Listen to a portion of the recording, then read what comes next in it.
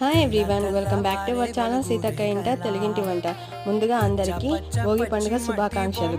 Thanks for watching. Do like, share and subscribe to my channel. అచ్చ తెలుగు ఇంటి పూల కొమ్మలా దేవదేవుడే పంపగ ఇలా దేవతే మా ఇంట అడుగే పెట్టెనంట. బ్రహ్మ కళ్ళలో కాంతులే మా అమ్మలా మా కోసం మళ్ళీ లాలి పాడేనంట.